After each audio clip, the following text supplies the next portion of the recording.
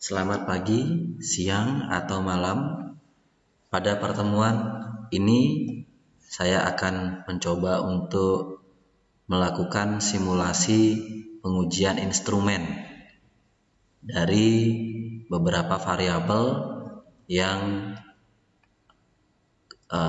secara konsep akan dijelaskan oleh beberapa item pernyataan. Yang selanjutnya kita akan coba verifikasi apakah masing-masing item pernyataan ini memiliki korelasi yang kuat sebagai ciri khas dari baiknya validitas di masing-masing item tersebut.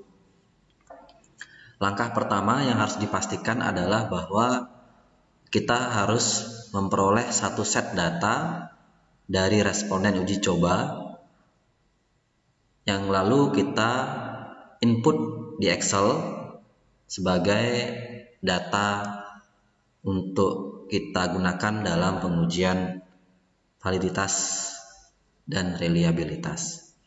Kenapa di Excel? Karena proses ini dapat kita verifikasi dengan lebih mudah ya, dan lebih jelas dalam melihat mana item atau indikator ya yang tidak valid, sekaligus mengevaluasi di manakah letak ketidakvalidannya, di data yang mana atau di observasi yang mana yang memperlihatkan ketidakvalidan dari item tersebut. Langkah pertama adalah setelah kita peroleh data ini, maka selanjutnya kita lakukan ya penjumlahan data atau boleh dengan menggunakan rata dari variabel tersebut ya, yang kemudian kita tempatkan pada sisi kolom sebelah kanan yang ada di sini.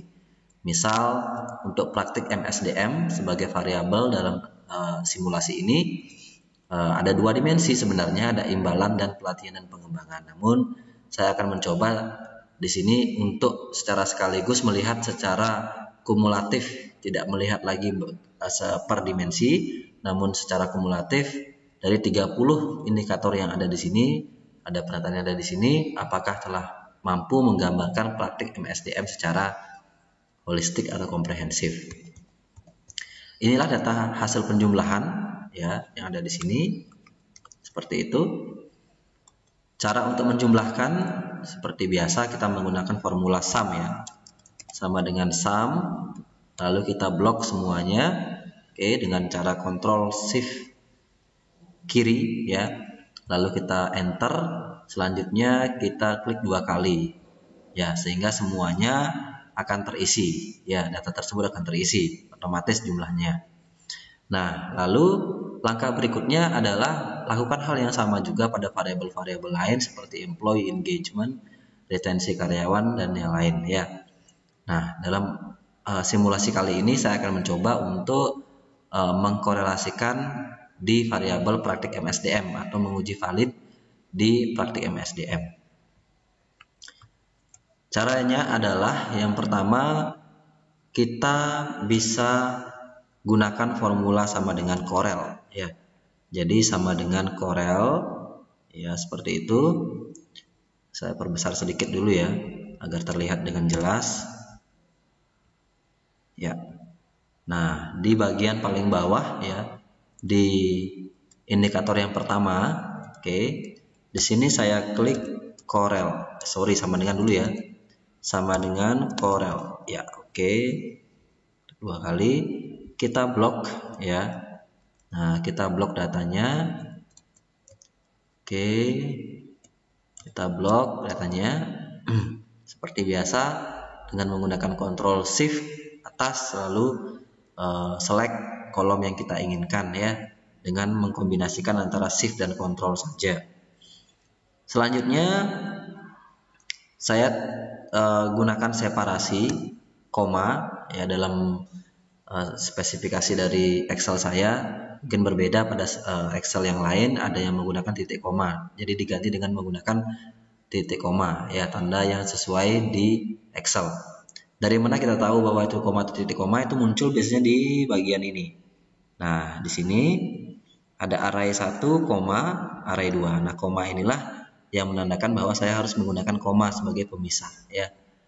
Sedangkan mungkin di laptop lain ada titik koma di situ. Silakan disesuaikan. Selanjutnya, korelasi di kolom pertama ini, ya, saya akan kaitkan dia dengan totalnya, yaitu ini. Oke. Setelah itu saya harus berikan tanda dolar, ya, dengan cara menekan secara bersama-sama Fn dan F4, ya. Fn dan F4. Nah, itu secara bersama-sama tekan lalu di enter. Nah, apa tujuannya adanya tanda dolar di situ? Adalah untuk mengunci. Karena selanjutnya yang kita lakukan adalah tinggal hanya melakukan klik and drag, ya. Klik and drag, ya, oke. Nah, seperti itu, ya. Nah, ini untuk memperbesar atau mendapat nilai yang eksak, ini bisa saya perbesar, ya. Nah, oke. Ini sudah. Karena masih kecil, ya, kolomnya, maka saya akan perlebar sesuaikan dengan konten di selnya ini. Maka saya harus blok, ya. Saya harus blok. Ingat di blok dari hurufnya, ya. Lalu saya klik 2 kali. Ingat, mengklik 2 kali itu harus melihat di palang, ada tanda palang hitam yang muncul, ya, seperti ini. Baru bisa klik 2 kali. Nah, ini, ya. Lalu hasil ini, ya, saya akan coba juga untuk perkecil biar nggak terlalu besar, ya. Cukup hanya, ya, 3 saja lah, atau 2, ya, dengan cara mengklik tanda yang ini, ya. Lalu kembali saya blok itu, oke, sampai di sini. Lalu saya klik 2 kali lagi. Nah, sehingga setiap kolom sudah fit, ya, sudah sesuai, sudah fit di sini. Cara kita mengevaluasi bahwa dia valid atau tidak valid adalah dengan melihat, ya, dengan melihat apakah R hitung yang keluar di sini kita bandingkan dengan R tabel, ya. R tabel biasanya kalau 30 responden adalah 0,361, ya. Nah, jika nilai ini lebih kecil dibandingkan 0,361, maka dapat dipastikan bahwa item ini tidak valid, ya, tidak valid. Seperti itu. Jadi, kalau kita lihat sekarang, maka kita bisa berikan angka pembatas, ya, angka critical 0,361, ya. Saya perbesar sedikit, sorry, ya, 0,36. Saya tarik samping, oke, seperti ini, ya. Nah, ini angka pembandingnya, ya.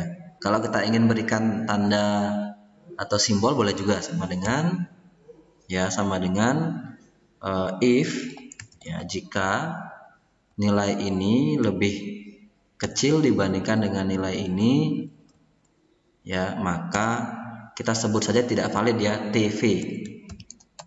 Ya, saya bikin TV tidak valid. Jika dia lebih besar lawannya, maka dia valid V, ya. Saya enter, yes. Maka setelah kita drag ke samping, maka, nah, terlihat bahwa oh, ternyata yang item ini tidak valid, yang pertama. Yang keempat tidak valid, kelima tidak valid, kemudian seterusnya, ya. Nah, begitulah caranya untuk mengidentifikasi item atau indikator yang tidak valid, ya. Lalu pertanyaannya adalah bagaimana kita bisa tahu mana observasi yang tidak valid? Tadi kan kita bicara adalah kolom, ya. Biasanya kita melihatnya secara sekaligus horizontal ke samping. Ya, contoh seperti ini. Ini ada angka 1. Nah, ini angka 1 ini memiliki karakteristik nilai yang berbeda dengan yang ada di sebelah-sebelahnya. Ya, sehingga ini ada angka 3, 4, 5, 5, 5, 5 yang kalau kita berikan label bahwa dia adalah nilai yang nilai yang nilai yang positif ya. Sedangkan ini satu-satunya nilai yang negatif dibandingkan dengan yang lain. Nah, ini menjadi indikasi bahwa ini sebenarnya ada nilai yang kurang pas. Apakah benar persepsinya dia seperti ini atau bagaimana? Namun secara angka matematis bahwa jika ini ditingkatkan nilainya menjadi 5, ya saya enter. Nah, maka dia akan meningkatkan nilai R hitungnya menjadi 0,07. Atau misal saya ganti menjadi 4. Nah, 0,6. Ya, seperti itu. Ya, jadi ini ada satu nilai yang seharusnya mungkin persepsinya cenderung positif ya harusnya. Saya akan kembalikan ke awal. Oke, nah seperti itu. Silakan dicek yang lain juga. Nah, itu yang mengakibatkan bahwa data tersebut memang tidak valid. Ya. Nah, di situ saya lihat di situ, kita bisa lihat di situ.